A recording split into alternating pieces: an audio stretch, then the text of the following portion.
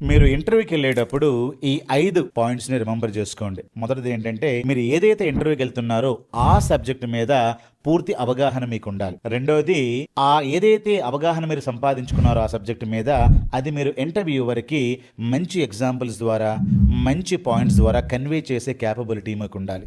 తర్వాత problem solving మీకు ఉండాలి. డీప్ థింకింగ్ ఆ సబ్జెక్ట్ మీద మీకు ఉండాలి. అలాగే మీరు ఇదివరకు చేసిన ప్రాజెక్టులో ఏవైనా ఇష్యూస్ కానీ ఛాలెంజెస్ కానీ మీకు వస్తే వాటిని ఏ విధంగా పరిష్కరించారో ఆ పరిష్కార మార్గాలని మీరు ఇంటర్వ్యూవర్కి ఈజీగా ఎక్స్ప్లెయిన్ చేయగలగాలి. అలాగే మీరు ఏదైనా వాల్యూ అడిషన్ కనుక ఎగ్జిస్టింగ్ ప్రాజెక్టులో చేస్తే దానికోసం మీరు మాట్లాడాలి. అలాగే మీ టీం మెంబర్లో ఎవరైనా కూడా స్లోగా ఉన్నారనుకోండి, వాళ్ళకు హెల్ప్ చేస్తాను, వాళ్ళకు కూడా ఇష్యూల్లో నేను ప్రాబ్లమ్ సాల్వ్ చేస్తా ఉంటానని చెప్తే మీ ఇంటర్వ్యూవర్కి మీ మీద మంచి కాన్ఫిడెన్స్, మంచి ఒపీనియన్ వస్తుంది. మీకు జాబ్ రావడానికి అవకాశాలు ఎక్కువగా ఉంటాయి.